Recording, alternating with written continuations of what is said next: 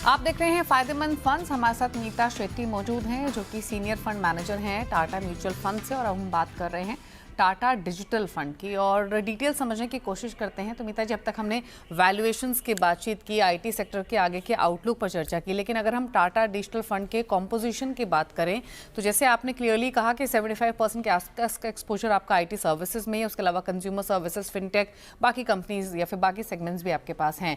लेकिन अगर हम मार्केट कैप के हिसाब से देखें तो अभी इस फंड में large caps, mid cap, small caps का कितना कॉम्पोजिशन है?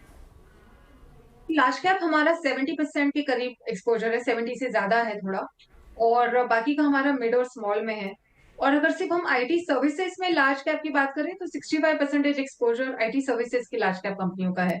बट क्योंकि हमारे पास कुछ प्लेटफॉर्म कंपनीज वगैरह भी हैं, तो उसे मिलाकर 70% हमारा लार्ज कैप में है ओवरऑल फंड अच्छा। लेवल पे। अच्छा मीता, अगर हम मिड कैप कंपनीज की बात करें या mid to large cap size वाली कंपनीज की बात करें तो आप एलटीआई माइंट्री देखें, टाटा एलेक्सी देखें, टाटा टेक देखें, सब 52 वीक क्लोज पर ट्रेड कर रहे हैं इस आईटी सेक्टर डाउनटर्न के बीच में। मिड कैप्स में स्पेशली कहीं कंफर्ट आना शुरू हुआ है क्या, या फिर अभी भी इंतजार रहेगा? सो स्टॉक स्पेसिफिक मैं बात नहीं कर सकती हूँ, but I can tell you that काफी कंपनियों में क्लाइंट लेवल पे जहां पर ज्यादा इश्यू है, वहां पर हमने देखा है कि काफी एक में इम्पैक्ट ज्यादा दिखने मिला है उन कंपनियों पे। और काफी लार्ज क्लाइंट में अगर आपकी कहीं इशू है तो वो कंपनियों का डेफिनेटली एक इम्पैक्ट जो आपने देखा है वो लार्जली उसकी वजह से है। बट मुझे लगता है, जैसे मैंने कहा, कि ओवरऑल मार्केट के लिए भी और वो आईटी सर्विसेज के लिए भी इम्प्लाई होता है कि ये मार्केट वैसा नहीं है कि आप सारे मिड और स्मॉल कैप में देखोगे कि बहुत अच्छा एक अपॉर्चुनिटी है अल्फा बनाने के लिए। तो एक बहुत bottom up stock picking approach रखना ज्यादा जरूरी है इस मार्केट में। और वही अप्रोच हम इस फंड में भी ले रहे हैं। ओके। अच्छा, जो भी कंपनीज आप पिक आपने की हैं या आप पिक करते हैं, क्या क्राइटेरिया आपका रहता है उन कंपनीज को पिक करने के पीछे? तो एक तो हमारा एज अ हाउस हम गार्ड फिलोसॉफी को मान के चलते हैं एज अ हमारा जो एक बेस है। और जनरली उसमें वैल्यू और ग्रोथ दोनों का ही एक अच्छा खासा कंफर्ट होना हमारे लिए बहुत जरूरी है। उसके अलावा मैं अपने फंड में ऐसा अप्रोच रखती हूँ कि कुछ मेरे एटलीस्ट 50% एक्सपोजर मेरे अल्फा आइडियाज में होता है।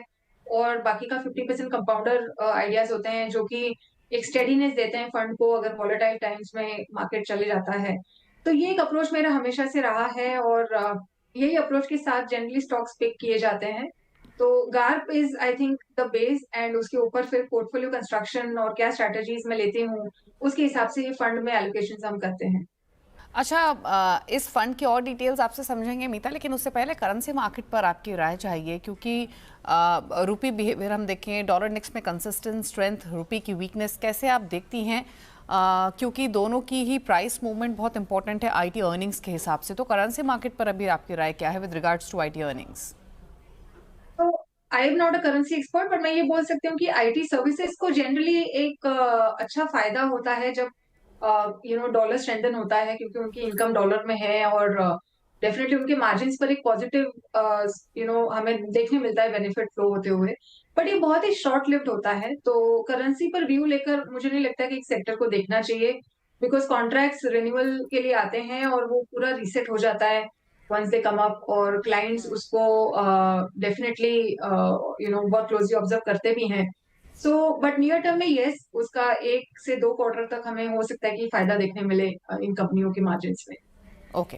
अच्छा, अगर हम टाटा डिजिटल इंडिया फंड की बात करें तो कितने समय में बेसिकली आप अपने पोर्टफोलियो को रिव्यू करती हैं? क्या स्ट्रैटेजी होती है exactly? I am sure day to day monitoring तो होती होगी ही, लेकिन अगर कुछ पोर्टफोलियो चेंजेस करने हो तो क्या कोई सेट पैरामीटर है कि क्वार्टरली होता है, या फिर आप मार्केट के मूड के हिसाब से डिसीजन लेती हैं? कैसे स्ट्रैटेजी रखती हैं? सो सी, ये कंटिन्यूअस प्रोसेस है। इट्स नॉट दैट एक क्वार्टर या 6 महीने में। Of course the review happens very regularly internally and at my level, at a team level and at my level. But जैसे मैंने कहा कि मेरे लिए इस पोर्टफोलियो में अल्फा और कंपाउंडर के जो बकेट्स हैं वो बहुत क्रिटिकल होते हैं मेरे लिए, टू इंश्योर दैट मैं स्टेबिलिटी भी दे रही हूँ फॉर इन्वेस्टर्स को, और उसके साथ साथ अल्फा अपॉर्चुनिटीज के लिए भी एक अच्छा विंडो ओपन करके रख रही हूँ। और जहां पर भी मुझे लगता है कि अब मेरे अल्फा आइडियाज काफी चल चुके हैं और यहाँ से अब उसमें एक बड़ा अल्फा बनने की जगह नहीं है, तब वो रीसेट होता है। So it's more to do with कि ये बकेट्स कैसे मूव कर रहे हैं। और उसके अलावा ऑफ कोर्स अगर व्यू चेंज हो जाता है किसी मैनेजमेंट पर या किसी कंपनी पर किसी भी वजह से, एक्सटर्नल इंटरनल फैक्टर्स की वजह से, तो उसको एक रिवैल्यूएट करना ऑफ कोर्स जरूरी हो जाता है। बट लार्जली ये रीजंस होते हैं जिसकी वजह से कि आप देखोगे कि अगर कुछ शिफ्ट हो रहा है फंड में, तो लार्जली ये 2-3 रीजंस की वजह से होता है। ओके अच्छा, अगर कोई investor Tata digital India fund में एक्सपोजर लेना चाहे तो एटलीस्ट कितना होराइजन लेकर चले? टाइम होराइजन मुझे लगता है कि चाहे वो डिजिटल फंड हो या चाहे वो कोई भी फंड हो, इक्विटी मार्केट्स में आपको 3 से 5 साल का व्यू डेफिनेटली रखना है, द लॉन्गर द बेटर। और एलोकेशन भी आपको आपके रिस्क एपेटाइट के हिसाब से ही करना है, क्योंकि जब हम डिवर्सिफाइड फंड को देखते हैं वर्सेस एक सेक्टोरल फंड को या थीमेटिक फंड को देखते हैं, तो उसमें रिस्क फैक्टर ज्यादा होती है। सो क्लियरली आपको आपके रिस्क के हिसाब से ही इसमें इन्वेस्ट करना है, आपके फाइनेंशियल एडवाइजर के गाइडेंस के साथ। So I would say that long term horizon and your risk आप कितना ले सकते हैं सेक्टोरल फंड्स के लिए, उसके हिसाब से इसमें इन्वेस्ट करिए। ओके तो अपने रिस्क एपेटाइट के हिसाब से ही आपको इसमें एक्सपोजर लेना चाहिए। एक चीज़ और, अगर हम टोटल एयूएम देखें तो कितना है अभी इस फंड के अंडर, और रीसेंट मार्केट फॉल में कुछ बदलाव हुआ है क्या? रिडेम्पशंस में या नए एडिशंस में किस तरीके के ट्रेंड्स देखने को मिले हैं? तो हमारा फंड ने बिल्कुल जैसे मार्केट कैप हमारा बिहेव हुआ है, मोर लेस हमारा वैसे ही बिहेवियर रहा है in terms of AUM, but we are about 10,000 crore in terms of size. Okay okay 10,000 crore के आसपास का साइज इस फंड का। लेकिन हाँ, अगर लॉन्ग टर्म इन्वेस्टमेंट का व्यू है तो आप डेफिनेटली इस फंड को देख सकते हैं और यही आउटलुक है। अच्छा, अर्निंग्स को लेकर एक कमेंट और आपका मीता लेना चाहेंगे। अगर हम आईटी अर्निंग्स की ही बात करें, आपने मैनेजमेंट कमेंट्री प्रीवियस 2 क्वार्टर्स की मैनेजमेंट्स की सुनी होंगी, क्या की टेक अवेज रहे और अर्निंग्स को लेकर आपका आउटलुक क्या है? और पेन देखने को मिल सकता है अभी, थोड़ा सा स्केप्टिकल हैं या फिर बेटर डेज आर अहेड, क्या कहेंगी? सी अगर हम देखें 6 महीने पहले जो एक अनसर्टेनिटी सिनेरियो बना हुआ था यूएस में, और उसके बाद जब फेड ने रेट कट की बात करी और एक हमने रेट कट भी देखा, उसके बाद से एक पॉजिटिविटी एक्चुअली आने लगी थी सेक्टर में। कंपनियों की कमेंट्री में भी वो रिफ्लेक्टेड था, स्पेशली दिसंबर क्वार्टर के रिजल्ट्स में हमने देखा था कि थोड़ा सा एक पॉजिटिविटी आ रही है यूएस बीएफएसआई सेक्टर में। हमने कमेंट्री सुनी थी कि एक रिवाइवल आ रहा है आईटी स्पेंड्स को लेकर, और काफी पॉकेट्स इमर्ज हो रहे थे। बट हालांकि पिछले 2 महीने में हमने देखा है कि वो काफी कुछ फिजल आउट हो गया है because of the the new government in place there. So clearly उसकी वजह से जो भी हम पॉजिटिविटी देख रहे थे वो एक बार के लिए फिर से डाई डाउन हो गई है। और आगे जाकर हमें दैट्स व्हाट आई सेड कि वो एक अनसर्टेनिटी है जिसपे हमें क्लैरिटी लेना बहुत जरूरी है। अच्छा, अगर हम की आईटी वर्टिकल्स की बात करें मीता जी, जैसे आपने भी मेंशन किया, फिर चाहे वो एआई हो, क्लाउड हो, बीएफएसआई हो, टेक्नोलॉजी हो, हेल्थ केयर हो, काफ़ी सारे वर्टिकल्स हैं। कौन से वो वर्टिकल्स हैं जहाँ पर फिर भी उतनी चिंता दिखाई नहीं दे रही है? कौन से वो वर्टिकल्स हैं जहाँ पर अभी पेन शायद और परसिस्ट करते हुए दिखाई देगा?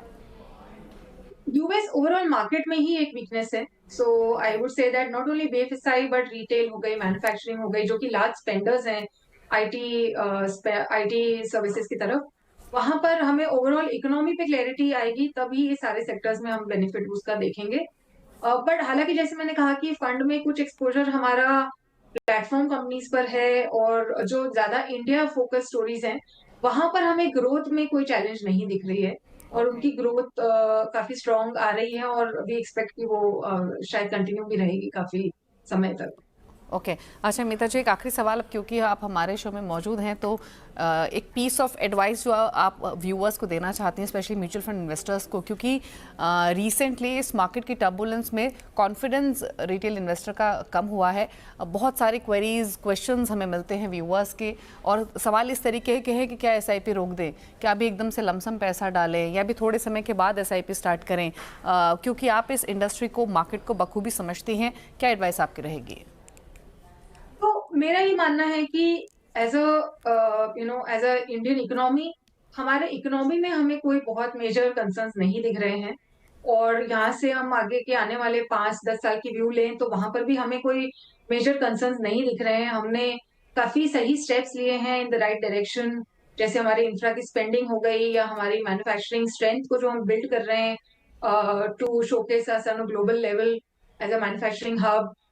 या फिर हमने जो हमारे ओवरऑल फाइनेंशियल इंडस्ट्री को या बैंकिंग इंडस्ट्री को जिस तरह मैं मान के चलूंगी कि हमने देखा इवॉल्व होते हुए, सो वो सारे एस्पेक्ट्स जो इकोनॉमी को एक हाई ग्रोथ की तरफ लेके जाते हैं, वो सारे इंग्रेडिएंट्स हमारे इकोनॉमी में हम देख रहे हैं कुछ सालों से, और वो कंटिन्यू रहेंगे हमारे हिसाब से।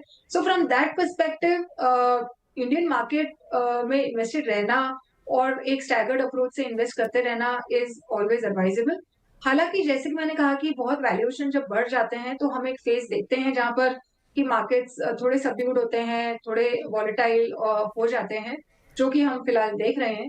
सो I would say that long term investors हैं और एक स्टैगर्ड वे में अगर आप कर रहे हैं इन्वेस्ट, तो आई डोंट थिंक दैट बहुत वरी होना जरूरी है। बट आपके रिस्क एपेटाइट को आप जरूर ध्यान में रखिए, और आपका एक्सपोजर आप जैसे कि अगर आपका रिस्क काफी कम है या अब आप आगे जाकर कम रिस्क लेना चाहते हो, तो आप बैलेंस एडवांटेज फंड या फिर आप सिर्फ लार्ज कैप फंड्स की तरफ जा सकते हैं।